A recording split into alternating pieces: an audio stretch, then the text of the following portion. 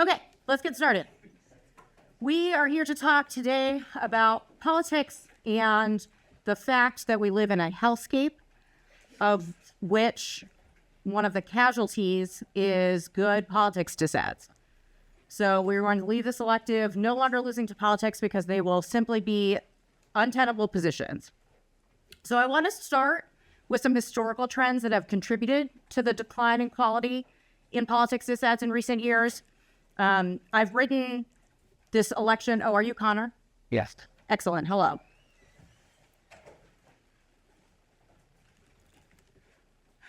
I've written this elective description differently in different years to kind of reflect the current political landscape. I wrote this description before there was an assassination attempt on Trump's life. So I think that sort of speaks to 2024. We truly do not know what will arise from the chaos around us. And that is something that you can capitalize on in your AF politics debating. So we're going to try to focus on honing that and channeling it toward beating the disads. So political commentators in recent years have elucidated some of the trends in American politics that contribute to the situation in which our evidence does not match reality such that our disads are not very high quality. So I want to cover a few of those trends. There's like a Jonathan Haidt and C.M. Abrams article that is now kind of old, but there's lots of people still always in 2024, 2023, 2022, writing these pieces about why American politics is broken. And some of the features that contribute to that being the case are, one, ideological purification. So the two parties have moved further apart, and there are fewer people kind of in the middle or in the center of that divide, the partisan divide. And that process of ideological purification is like if the example of this that you'll often see is if you do not support abortion rights, you are not welcome in the Democratic Party. Or conversely, if you do support abortion rights, you are certainly not welcome to be a Republican. So ideological purification removes some of the room for there to be agreement in the middle between two partisan positions. The second big category is cultural divides. So as politics is polarized, so have Americans. This can in part be attributed to a growing urban-rural divide, which reflects diverging interests and values between, what we often hear of as the coastal elite versus, insert your favorite term for middle America or rural America. Those divides really heighten the polarization that we see in American politics. Another feature or factor contributing to cultural divides is rising levels of immigration, which produce greater ethnic and racial divisions. You can see this kind of empirically and historically as immigration rises, the political factionalization increases in those countries because of kind of diverging opinions and cultural backgrounds that make disagreement more likely. Third is just like raw partisan hatred. So, it has become popular and common to really rail against the party and the politicians that you disagree with. And you can see that, in anything from your Twitter feed to the way in which politicians are treated on the national stage. So partisan hatred is number 3. Fourth is congressional shifts. And there's a lot here. I could spend an hour easily talking about the rule changes and cultural changes within congressional politics and how those things operate that contribute to kind of the worsening or elimination of cross-party friendships. So it used to be much more common to go to the Senate cafeteria with your buddy across the aisle and yap it out and whatever. And that certainly as a feature of American politics helped stuff get done or helped, create thriving political environment in which we can actually accomplish goals toward the greater good, which we don't see as much. So a bunch of congressional shifts in sort of how the Congress operates have decreased the amount that there are cross-party friendships. Fifth, fractured media environment. So you are probably familiar with the concept that we live in these media bubbles where we are able to curate our own media diet such that we only see what opinions and information that already agrees with us or that helps support our pre-existing beliefs. And that absolutely, solidifies polarization because it means that it confirms your worst suspicions. It puts pressure on politicians to play to the extremes. And so media environment plays a huge role in what has become toxic about American political life. Sixth is cost of campaigns. So it is very expensive to run for political office, and that has skyrocketed over time. It is only getting worse. See if you can kind of reason out why rising campaign costs would contribute to some of these factionalizations or problems in American political culture. Yeah. It means that either people who are already wealthy will maybe the ones who are going to run, or you'll have to rely heavily on donation, which means what you do will be influenced by the people who give you money. Right. Yeah. I was thinking it can mean that if you don't have enough money, then you're forced to go to political extremes or just do what the voters want you to do to actually get all that money. Right. Yeah, exactly. I think that all of those themes are correct. Rising campaign costs have a corrosive effect upon kind of political actions and how politicians behave once they're actually in office because, they feel beholden to their donors to a larger and larger extent, which makes it harder to take, different positions. Seventh, collapse of the USSR. So bit of a different track there. But it is certainly the case that the existence of a unifying common enemy in the Soviet Union played a role for a couple of decades, like a really pretty long time, in supporting political negotiations and agreement, again, across the aisle, to where, people could say, well, I want to, for the good of our country, I want to do X. And the reason that the good of our country could, have some salience and some meaning was everyone was terrified of the Soviet Union. Eighth, and certainly, a favorite of mine is hating on baby boomers. So the end of the Cold War coincided with a pretty significant baton pass from the greatest generation to the baby boomers, who are largely in political power now. And I actually don't know, haven't done a deep dive on this, but there are certainly pundits and people in the media suggesting that the baby boomer generation is particularly bad at some of the things that make politics work well. Someone, your assignment coming out of here is someone prove the baby boomer thesis. That would be fun. So those are the kind of top level features that I wanted to highlight because it is useful to get some context for the arguments that you're making and for some of the reasons that, the big takeaway from this elective is like many politics disads are not complete arguments that ought to create a reason to vote negative. And some of the reasons that they're incomplete is that it is harder and harder to find evidence supporting these positions. And the reasons that it is harder and harder to find that evidence are some of those, trends in politics writ large. Next, a few top-level considerations in debating politics disads. One, just like reading politics, hard work is rewarded. So, one of the top priorities on any pre-tournament agenda will be politics updates, and that is for a reason, which is that the more you know about your arguments about what is going on politically, the better you'll do defeating any of a range of arguments. It is worth investing some time into learning what the most popular scenarios are about and kind of researching the details and particulars. So, I would spend a couple hours reading about the Farm Bill and kind of its history and its political prospects and why they are that way. And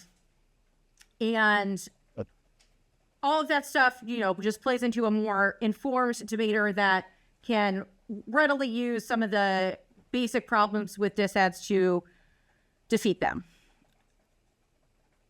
Second, have your 2AC blocks of politics perfected. So we can talk more in detail if people are interested about what a 2AC block to politics ought to look like, especially given uncertainty about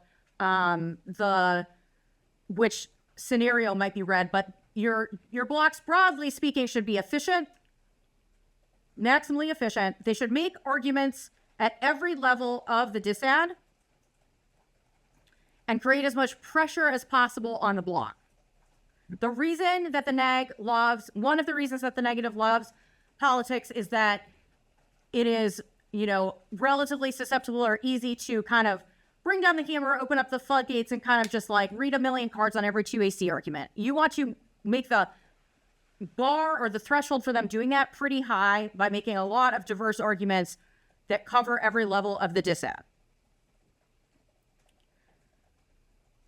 Third, top level thing, some maths rely on tricks against politics and elections arguments. Certainly this is useful to consider. I think this topic, you've got way bigger problems than the politics disad, so I don't know how useful this advice necessarily is. But certainly if your aff goes to the court, which is probably true for a lot of these affirmatives, if it goes through the USPTO or another agency that might circumvent congressional debate, that kind of thing can be useful against politics as just like a way to wave away any link argument. Of course, if you read a court's affirmative, it raises the prospect that you will debate a court politics DA. And we'll talk a little bit about those and kind of, their inherent problems in just a minute. And by that, I mean almost immediately. Because number 4, the easiest way to beat politics is a combination of smart defensive arguments as well as winning a big risk of your offense.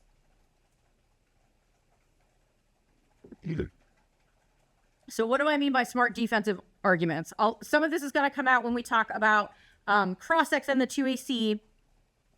But generally speaking, you ought to be scrutinizing the connective tissue and the thesis level claims that negative is forwarding to see whether they present a complete argument. So I think that probably 60% of politics 1 and Cs that I see presented really do not constitute complete arguments. If you have a card that says the Farm Bill will pass, a card that says the plan is unpopular, and then a card that says the Farm Bill solves extinction, you have not presented a complete argument, right? And so that's like a somewhat extreme example, but not that extreme. Like, you've certainly debated that 1 and C before, right? And so one of the features of your debating ought to be, hey, they have not presented a reason to vote negative, and here are the details that are missing from this story that would make it complete. I think that,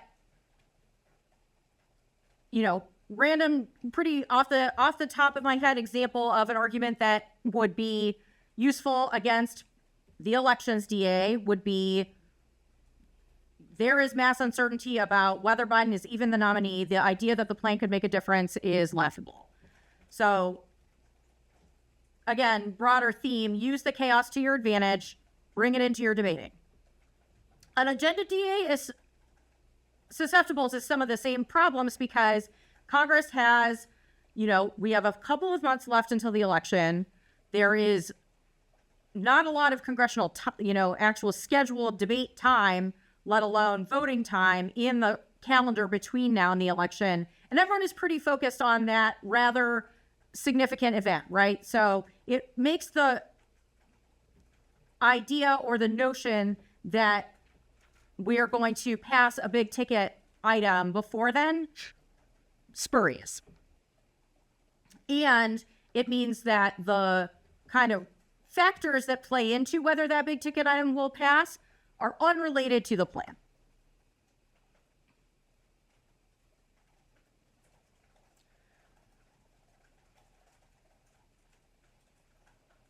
Here, politics disads, I don't want to say, we can circle back to this kind of at the end if we have time, but the best argument as far as I am concerned against most court politics disads is that is not how the courts work. The scenarios or arguments for a court politics disad tend to rely on balancing. So they tend to be like, the court will balance out these other decisions by making a decision that goes this direction or that, favors this party.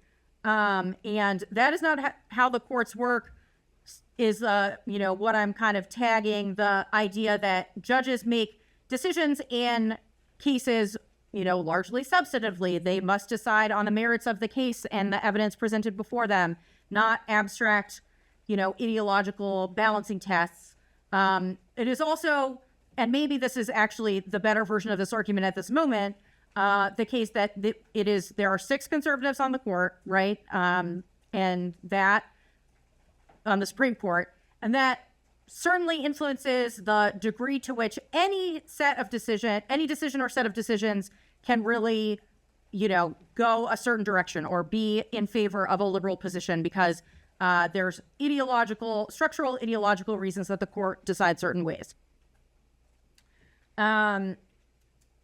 There's also, if you are reading a court staff and they are reading court politics dissent, I think the argument that the plan would not be announced until June is useful, particularly because I think it questions the thesis of, what balancing is going on. 5th top level thing, so there's, I think, 2 ways to deal with, aside from having like tricks that we talked about just now, I think there's 2 ways of dealing with politics from a 1AC construction standpoint, which is either have one impact that you think is controlling that can access a bunch of disparate impact arguments. So like innovation argument, an economic growth argument, a hegemony argument. These tend to be impact claims that can be, or a climate change argument, impact claims that can be leveraged against a variety of scenarios and have great inroads to any plausible negative impact.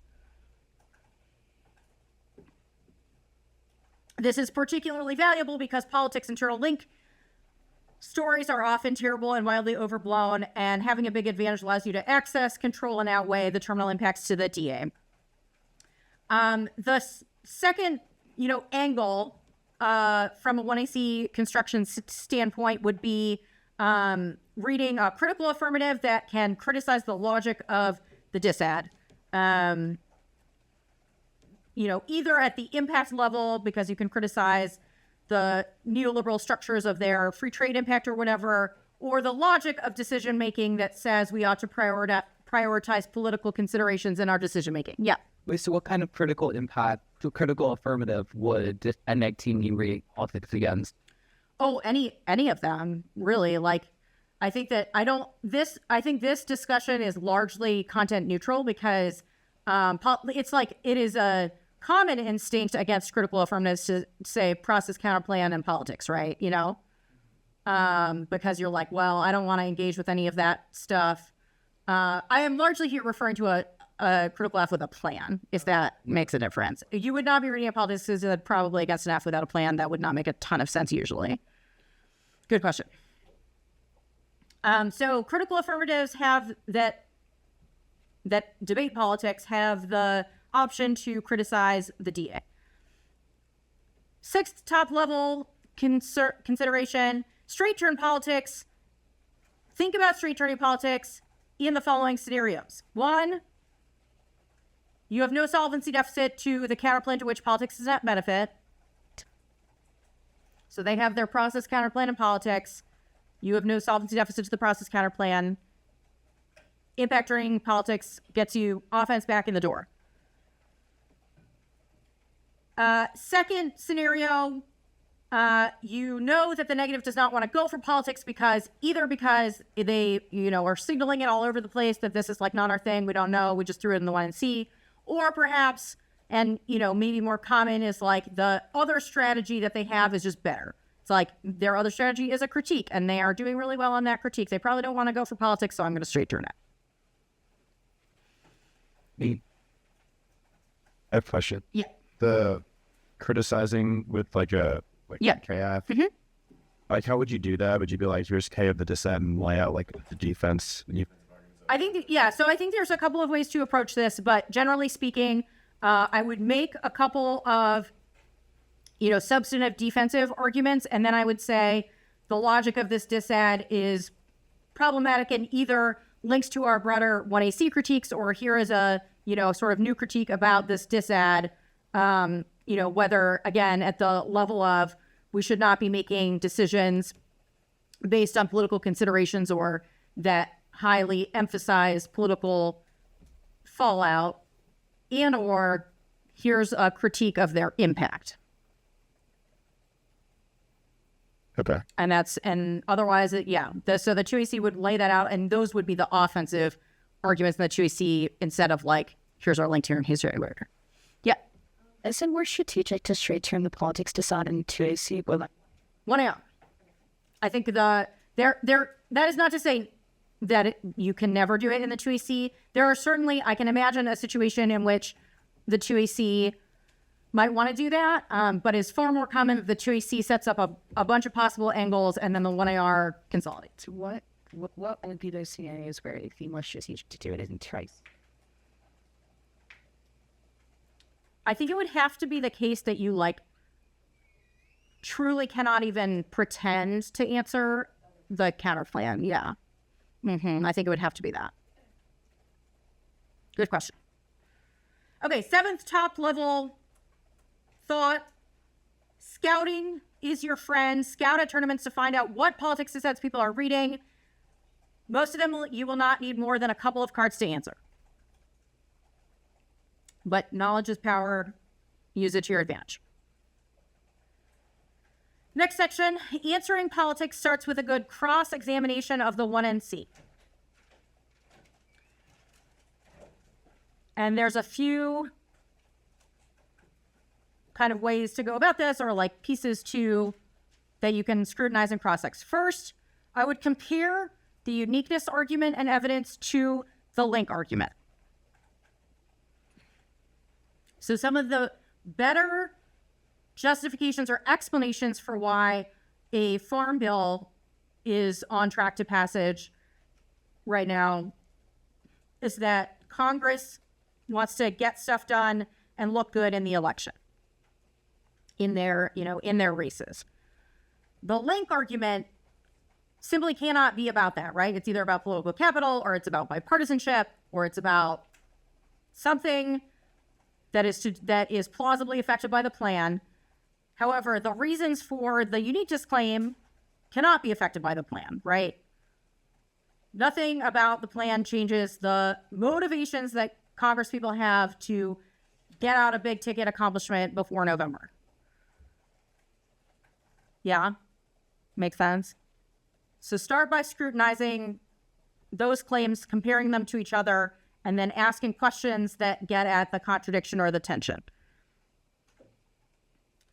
It is like sort of unfathomable to me to even imagine that someone would introduce an elections DA right now. But if they did, I would certainly want to compare the explanation for why Biden will win or the Democrats will win to the story of the link, because again, they are not going to have anything to do with one another. The reasons that Democrats still have a fighting shot is certainly not their stance on IP. I promise you that. I don't know much about anything, but I promise you that. Second, set of cross-ex questions concerns political capital. On a basic level, I would ask the negative what political capital is, if they're reading a dissent that is predicated on political capital. So typical kind of like standard answer to that question is that it refers to the president's influence or leverage, right? Pretty typical. Next question would be, how does Biden use or actualize that leverage? Like, is he making phone calls, visits, public speeches? What is the mechanism by which Biden is translating his political capital into favorable votes on the Farm Bill or on whatever the thing is about? Why does the plan's passage mean he can no longer do those things? Right? Like, why does plan passage mean Biden can no longer get on the horn with whomever he needs to convince? So kind of similar genre of like, what is the implication of the plan for the set of things that you have outlined for your story. And like tracking back to our opening premises, when I went on and on about like the good old days and whatever, like that is because there was just a lot more wiggle room in terms of the decisions that people were making, and they were susceptible and open to something like Biden says we must do it, so we must do it. Now, votes are much more likely to be locked in by other factors that are not affected by the plan. The other thing about the cross-ex on thesis of political capital is it sets up like a Tracy making arguments about that, but it also, whittles down or allows you to hone in on what exactly their story is about. And often I hear this explained as a focus argument. So it's like, well, Biden has to like invest a bunch of time into these negotiations and, really get the attention of Congress people, and the plan is a distraction, or it is, the plan is a distraction, which is fundamentally a focus link, which is very easy to disprove. And we'll talk about ways of doing that in a minute. Third, cross-ex strategy, cross-ex them on the internal links to the impact. This is another spot where politics dissents tend to be extremely weak. And people get away with like farm bill good for, food security, and then read a nuclear war impact to food security. That is very far. A card that says the farm bill is good for food distribution and security is very far from a card that says that failure to pass this version of the farm bill collapses American agriculture. So you are looking to scrutinize and highlight whether there is a reverse causal piece of evidence about their impact.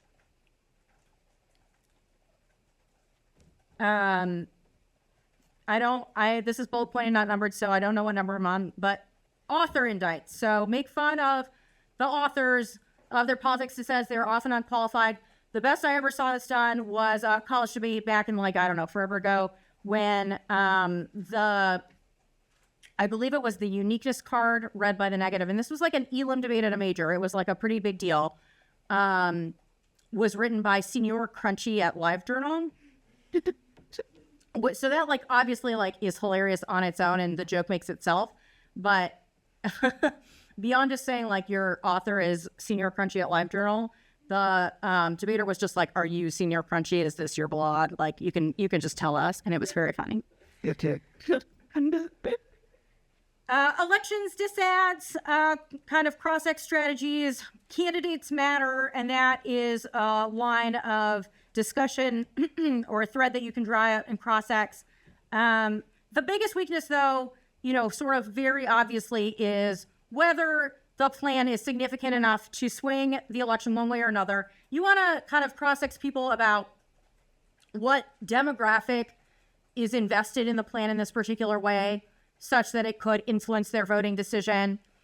You want to be really drilled down on what the story is insofar as it is about turnout, about actual vote switching, or about something else, right? So is it about people are currently going to vote for Democrats, but our disad means that they are instead going to vote for Republicans? Or is it certain people are going to vote now that will not show up? Or is it certain people are not going to vote now that will show up? Like the plan gets a bunch of MAGA hats just out of their houses and riles them up when nothing else did. It's like, what is that?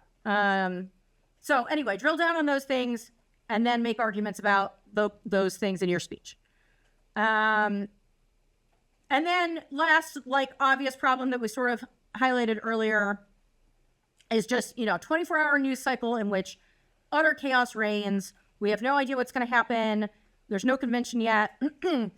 And that makes the likelihood that some black swan or other event will have a much larger effect on the election than anything the plan could possibly do. 2AC.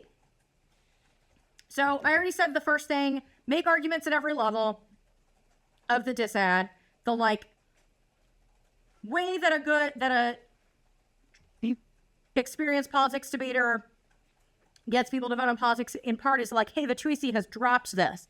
And what you dropped might be the internal link, or might be some pretty minor aspect of the disad, but then the negative makes a huge deal out of that, and suddenly your like bar for being the disad is higher. So make that impossible by answering every level of the disad, but never read more than one card, never make more than one kind of like argument on a particular claim. Never read more than one card on each argument, unless it's like one-off politics, you know? Many of the arguments that are useful against politics can be made without evidence, and a good cross-ex moment can go quite a long way toward making the argument for you. Making arguments analytically in the 2AC gives the 1AR the opportunity to read cards. So I think that, you know, any of the arguments we're going to talk about can be done analytically in the 2AC, particularly if you are pressed for time. So uniqueness, only ever one uniqueness card, even if you think uniqueness is the big flaw, because the 1AR can just read all the cards you want. Your best uniqueness card should be in the 1AR. That's a pro tip. Level that one up. Best uniqueness card in the 1AR, not the 2AC. Like, read a good one in the 2AC, but your best one should be in the 1AR. Never make uniqueness overwhelms the link in the 2AC, even if that is your strategy. Why do I say this? Yeah. Because then there just won't be as many uniqueness cards on the EA and the 1 round. You want to get them to commit to eating like a whole wall of uniqueness cards, and then you can concede them all. Exactly. So you want the negative to dig their own grave by producing a set of evidence that says a whole bunch of reasons that the thing will happen now that are much stronger than any effect the plan could have. You can only get them to do that if you say non-unique in the 2AC, right? So say non-unique even if your strategy is uniqueness overwhelms. Next, link uniqueness. So I would always be making link uniqueness arguments, also referred to as thumpers.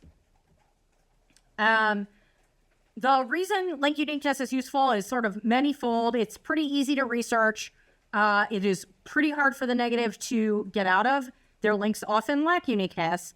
And then maybe most significantly, the answers that the negative reads to thumpers can often be used to either prove, so this does rely on an agenda politics DA that is about political capital. So assume neg has written an agenda politics set about political capital.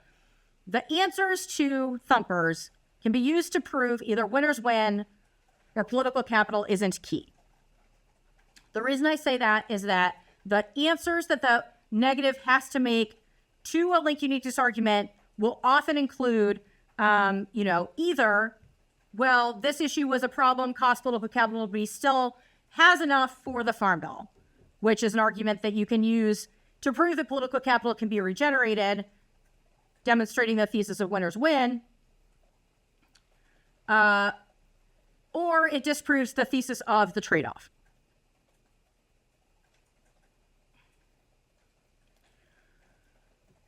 Next, link turns. I think that link turns are harder and harder to win, except for winners win. So I guess just to cover our bases, what do I mean when I say winners win? Yeah.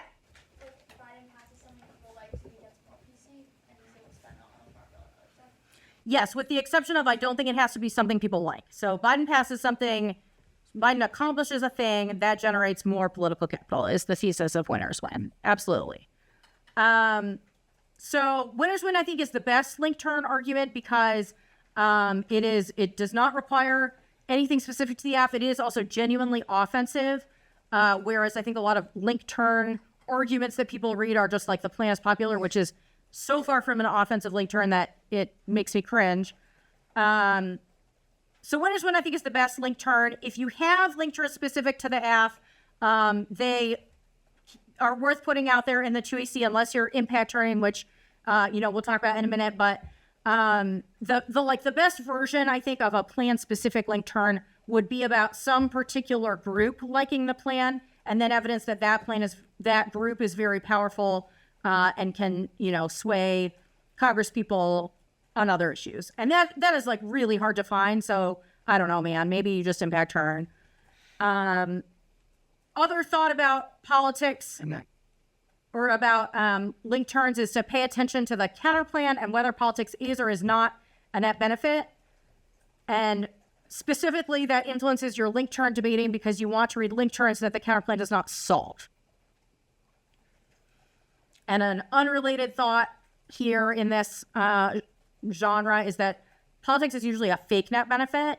Usually when people read process counterplans with politics, it is super fake that politics is a net benefit. So always scrutinize whether the counterplan links to politics because they'll say it doesn't, but it probably does. Next, link defense specific to the plan. So we talked about this already, like courts, agency, even like link uniqueness that is similar to the plan, all very useful. Impact debating. So you must have impact defense. You must have defense to the DA. I want you to make both an internal link defensive argument and an impact defensive argument. I would much prefer that the 2AC not waste or not spend some of its precious time reading terminal impact defense cards. So like, I have 99 problems with most modern politics dissents, and truly the terminal impact is not one.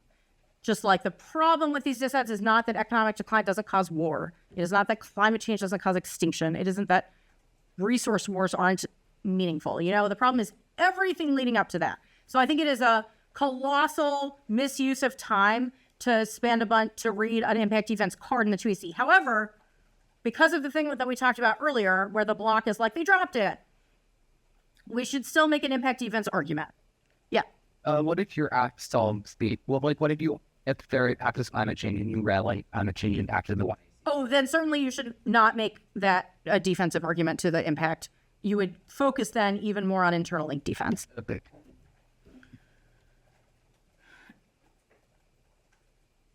Oh, I skipped over in the link section. Sorry. Going back to link stuff. It is useful to have some theoretical objection to the link thesis. So political capital theory is wrong or not true. Elections are decided on a particular basis that is not affected by the plan, that kind of stuff. Theoretical arguments about why a particular link argument is wrong are useful and shockingly difficult for the negative to answer. I did like a deep dive on political capital a couple of years ago, hoping to demonstrate that it was robustly supported. It was not.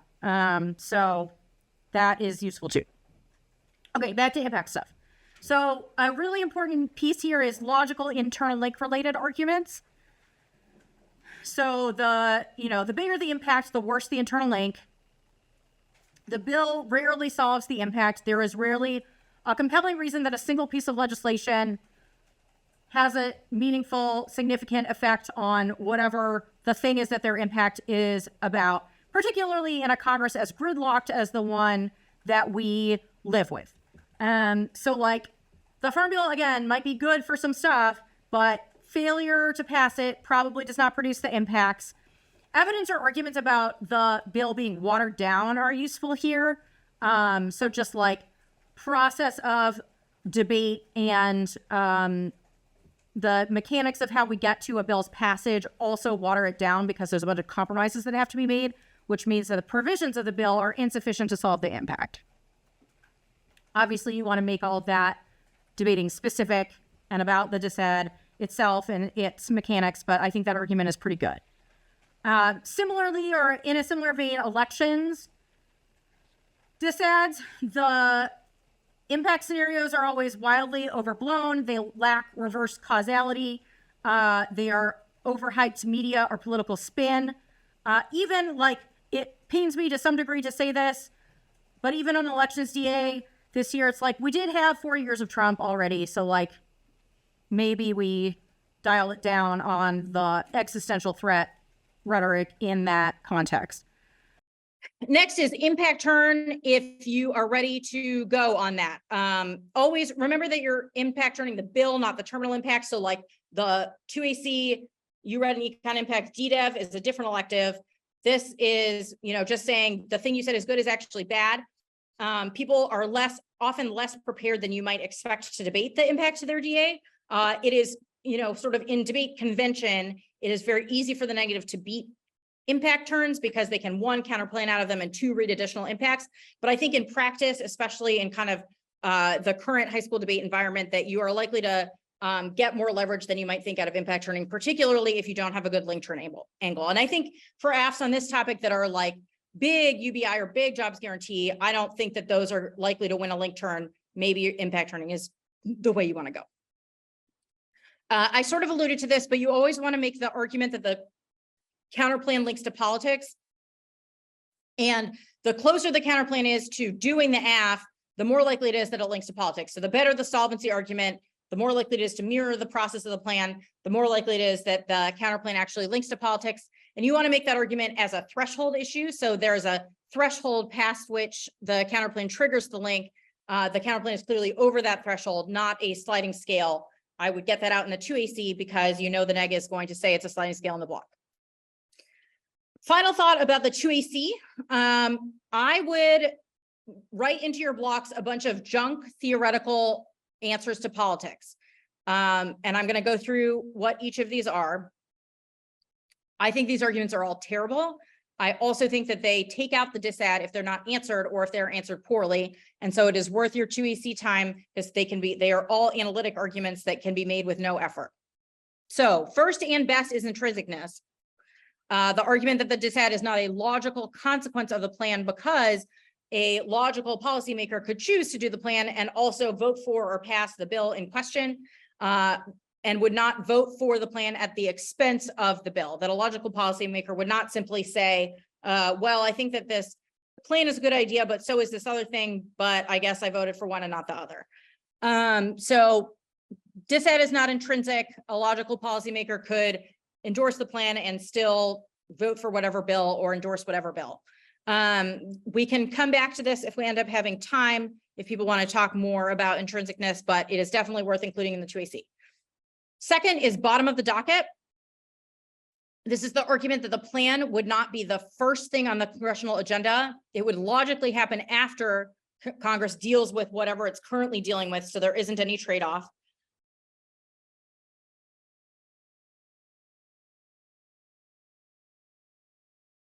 Third is that fiat solves the link. Fiat is like a magic wand. That means there's no debate over the plan or there's no kind of political posturing involved to get the plan passed. It's just, it magically happens. Fiat says should not would. So we call it good and there is no debate over the plan. Fourth is, and this is sort of related to some arguments that are more substantive that we've talked about, but Congress wouldn't backlash against itself. So the passage of the plan means that enough people have to have voted for it that the link is logically specious. It's like if the plan happens and we agree that it has as a result of fiat, Congress then has to have enough people who supported it that it would be nonsensical or illogical for them to get mad at themselves and backlash against another issue. And the last one I have is vote no. This is the most outrageous and the weirdest one to wrap your head around, but if someone drops it, it takes out their DA. So vote no is the argument that this debate that we're having right now means that the plan has already been introduced into Congress, which means that the link is inevitable. So there's no reason to vote neg because voting neg still triggers the DA. Are you following? Are you tracking? Yeah, so this is an interpretation of what this debate round is or what it means to have introduced the DA in this debate round. It is saying this debate that we're having mirrors the congressional debate. So someone has already introduced the plan, which means if there's going to be a loss of political capital, that is inevitable. This is obviously psychotic because no one thinks that's how fiat works or what it means to be having the debate. But again, if they don't answer it, their DA is zapped. Make sense? Or not really, but we might as well go with it. The negative answers. So a smart negative team is likely to say a set of things on one of these arguments and then cross apply them to all the others. That, may lower the utility of making all of these arguments, but a lot of people will get caught up and confused, and they do arguably require some distinct responses. So it is worth including as many as you have time for. Okay, 1AR on politics. I'm going to start with when you want to take that offense that you generated in the 2AC and make it everything. So when to straight turn in the 1AR. I think that there's a few scenarios in which the 1AR should not go the route of trying to minimize the DA, but should instead stick the neg with the DA. The first scenario would be you are otherwise going to lose. So the strategy that they have nukes your AF, or you've messed something up in the 2AC that means that kind of letting the debate play out as normal would result in a negative ballot. So that scenario makes it very high strategic value to straight turn politics because it tilts the debate back in your favor. It makes the debate about something you want it to be about rather than about how the counterplan solves the whole case or about this other thing that the 2AC bungle. Second scenario would be you're sure that they want to go for the other strategy. So you're 100% sure this team is going for their K. Straight turning politics is a great way of messing with that 2NR.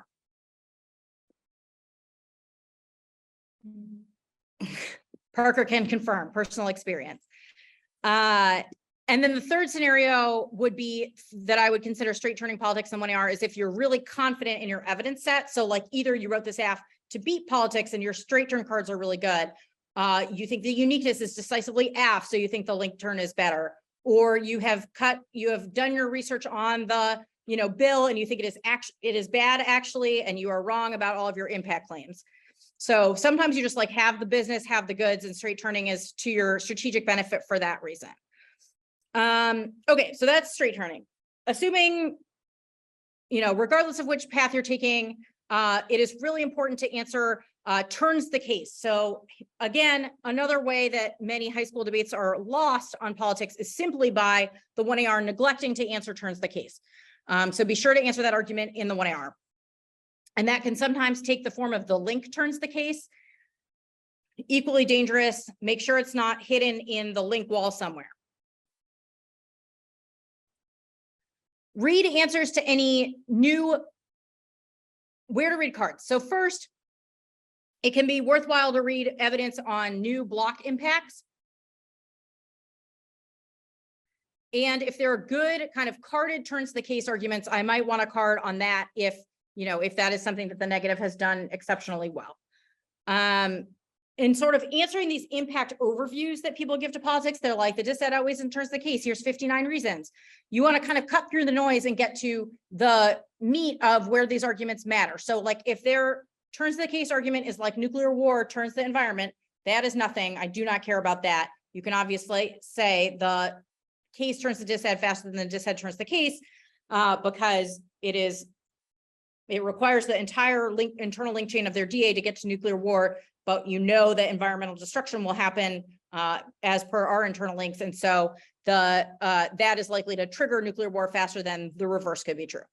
The negative will often make time frame arguments in the block, but these are rarely true or rarely well supported. So people will think that because the politics link is immediate, that then the impact to the DA is also very quick. That is not necessarily true. It can be the case that there's an immediate perception link or whatever, and the link can happen quickly, but there can still be huge impact, a huge lag to the impact. And so point that out. Remember the argument that we talked about the bill being watered down? These are also reasons the dissent doesn't turn or solve the case, because your argument is that the provisions that would be necessary for turns the case to be true would not be included in the final bill.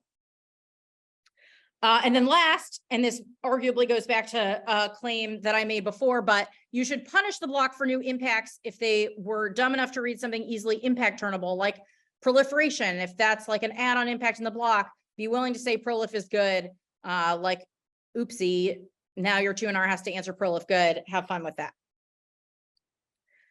Okay, 1AR big picture, evaluate the chances that you can win a link turn. I think that it is, if you are not impact turning and the 2AC has link turned and there's not kind of something new that you're impact turning, I think that the 1AR time is often not worth a ton of link turn investment, with the exception of, I think for the same reasons discussed above, I think winners win can be worth a substantial investment with cards. Or again, if you've written your AF for that reason, for the reason of we think that this AF link turns politics and we have a bunch of good cards on that, that can be another reason to read evidence and spend time on the link turn than 1AR. Otherwise, this is again a place where the negative is likely to be more correct. They have likely read a bunch of cards on the link. It is going to be a difficult debate for you to win unless it is something that you can extricate and separate out like winners win. Uniqueness, read more uniqueness evidence than 1AR. I think that this is, again, like this is true the vast majority of the time, unless you don't have those cards or unless you are going for uniqueness overwhelms. But putting up a good fight on politics often includes contesting the negative on some of their core premises like uniqueness. And this is a place where you can read a lot of cards. Always continue to extend defense at the internal link / impact level. You cannot give up on that fight in the 1AR. Next, exploit arguments that the negative has had to make and use them against them. So again, we sort of saw the uniqueness overwhelms version of this, that it's like you have made a bunch of arguments about why the bill will pass, and these are reasons that Congress is unlikely to switch their vote. Or we talked about this with winners win and link uniqueness, that some of the answers that they've made might be used against them. If they read a new link that, you know, an additional link scenario that's like, here is not just a political capital link, but a bipartisanship link or a focus link or a floor time link. Pay close attention to that happening, because that is also an example of where you can use negative arguments against them. If you can prove one link is non-unique, you can take out the whole dissent. So if a new link has been introduced in the block that's about focus or time trade-off or things like that, and you could say, oh, here's something else costing focus or causing a time trade-off, that demonstrates that the link is non-unique to that link. Why does that take out the whole dissent?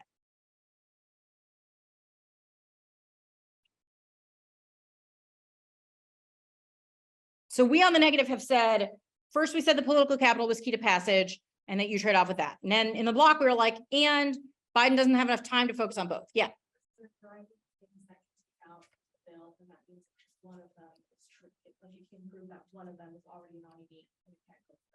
Exactly. So if you can demonstrate, you know, you have said that this issue or this event is necessary and sufficient to derail the entire bill. We have demonstrated that that has already happened or will already happen. That means that the bill is already hosed. It is inevitable that it will not pass for this reason. So that can be a really tricky way of messing with the negative, using their arguments against them. In terms of 1AR time allocation, I think it's important to pay attention not just to the amount of time spent by the negative on a particular argument, but the arguments they're making and the cards that they're reading, because a lot of times the negative will bury a 2AC argument because they know that they're wrong or because they have no truly good answers. I think a good example where you often see this is political capital theory isn't true, or there's no spillover from one issue to the next.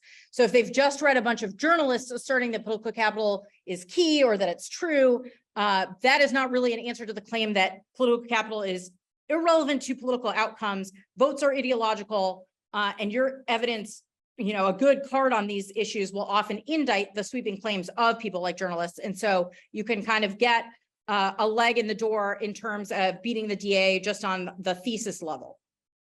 And it is, you know, it is useful to couple these generic kind of thesis claims with more specific arguments based on the dissad, you know, kind of weave together, here's why this is true in the abstract, here's why it is the case for your particular dissad. Again, harkening back to some of the cross-ex questions about why passage might be true, why the thing is going to pass, you can start to build those in for this is why political capital is not relevant. And then last kind of 1AR thought that I have is just that reading a bunch of winners win cards can be really hard for the negative to deal with for all of the reasons previously discussed. Okay, 2AR.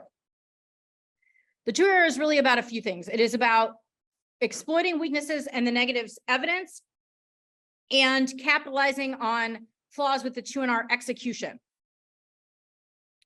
And exploiting those things and capitalizing on them requires having read through the evidence to evaluate it and to be able to highlight where it is bad and to be able to do comparisons.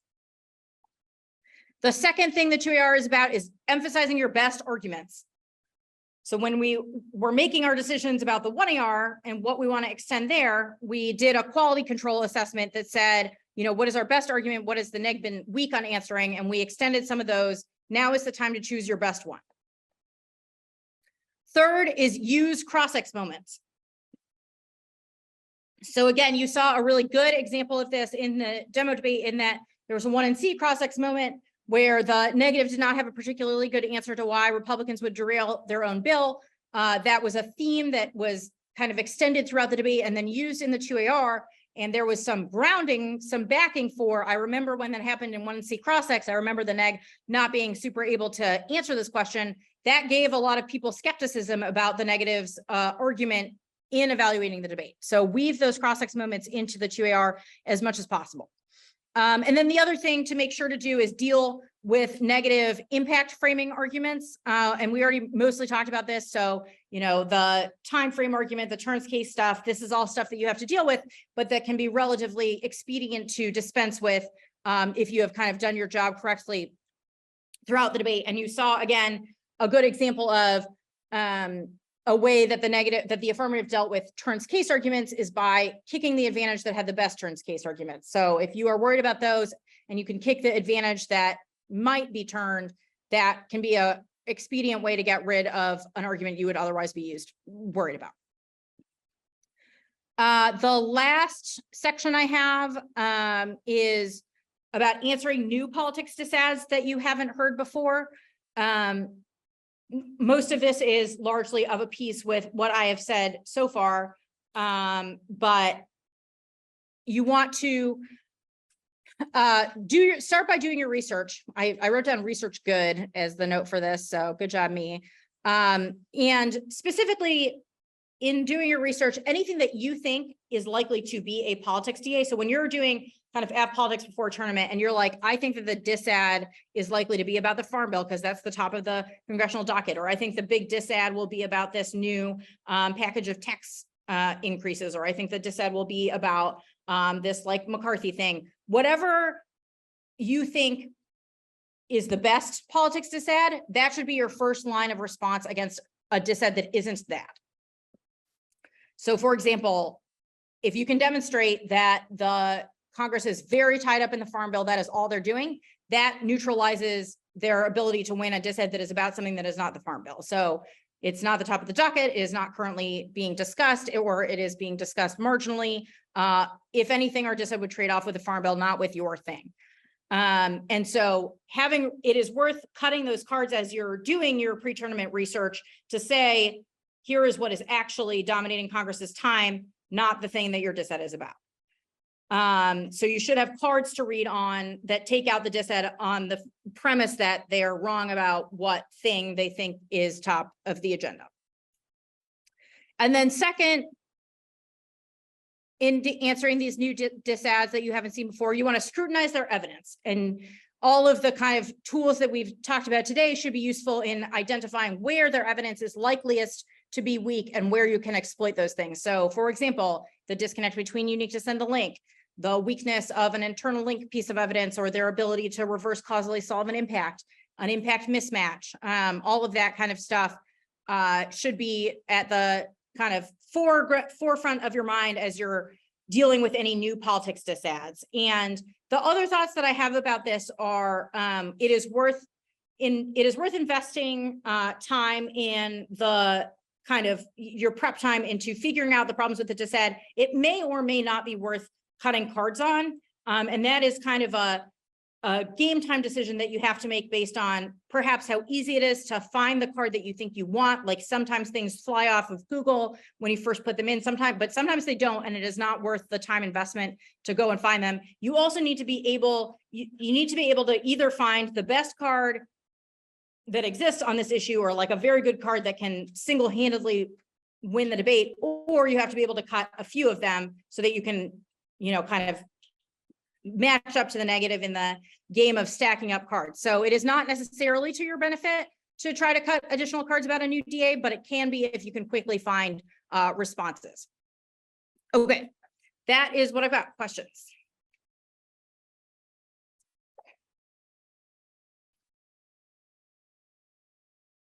Or do we just want to go outside where it's not 1,000 degrees? Yes.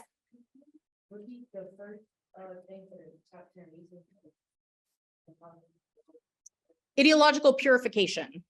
So the two parties have moved further apart and there's fewer people in the political center. Yeah, so this is about the impact to the disad. So it is one thing to say, it would be good to pass this bill. It would be like helpful for farmers or helpful for, economic growth broadly. It is another to say reverse causally that if we do not pass this particular bill, an impact will happen.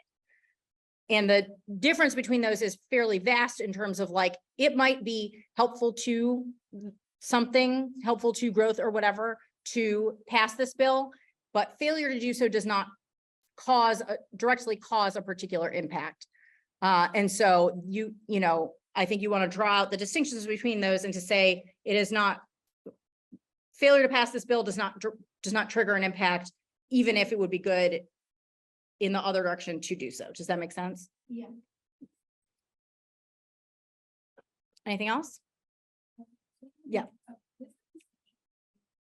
Like the Salzburg argument versus like the Congress being bad, right? Because the Congress also relies on the fiat piece. There's definitely overlap. The fiat solves the link argument is the idea that it's a magic wand that involves no congressional debate. So it's like, we just pretend everyone gets on board and, there's no debate, no political jockeying over the plan at all. The Congress wouldn't backlash against itself argument is like, well, it still presumes that debate did happen, but it's like enough people have to have gotten on board for the plan that it would be illogical for them to decide that they're going to tank the next issue as a result. Does that make sense? And that's separate from like the ideological retrenchment in which, like in the Devon debate where they said that Republicans were going to shoot themselves in the foot. I think they are similar, that those two arguments are similar, and that, that the AF in that debate was kind of using a more realistic or real world version of the like Congress wouldn't backlash against itself argument. And so I do think that there is room for kind of weaving those together, or at least making the more substantive version that is based on like your evidence says the Republicans really like this farm bill. It is illogical to presume that they would change their minds about that.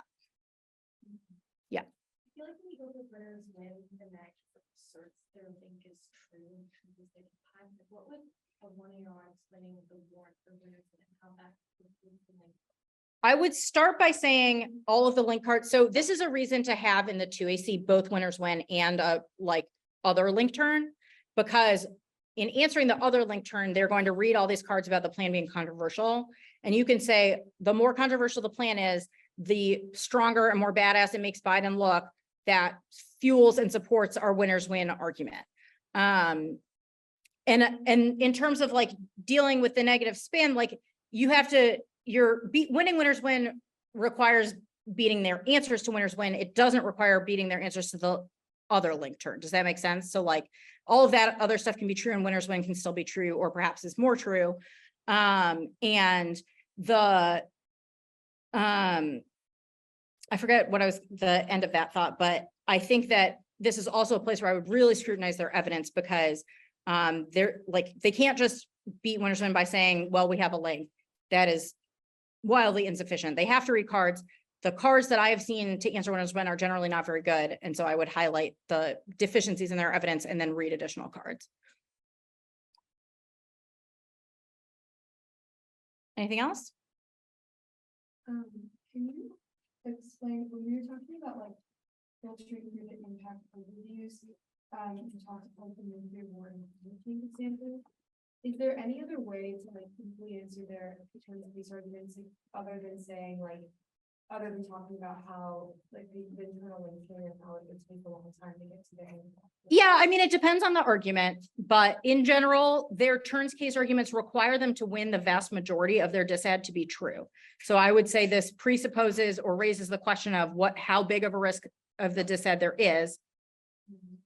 And then I would say, I would just make the opposite argument. And this is a reason to kind of get good at impact debating, because if you can say the AF actually turns the disad impact more than the disad turns the AF, that becomes a much harder thing for the negative to deal with.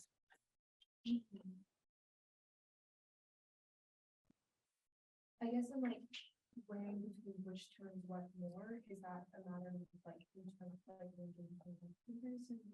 Yeah, exactly. It's a matter of what do we, logically and coherently, what is more likely to generate this other impact than what? So yeah, like you said, internal link comparison is what it's all about for sure.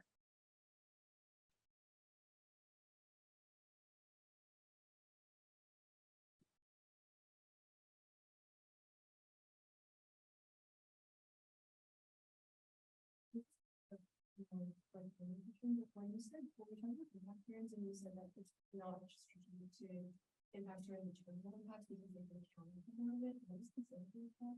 Oh, I said, yeah, so this is like, if you say Farm Bill bad, and the reason is like, there are these provisions that are, I don't know, like bad for biotech or something, and you can just be the negative can counterplan to be like, don't pass those provisions. Oh, got it. Okay. Thank you. Mhm.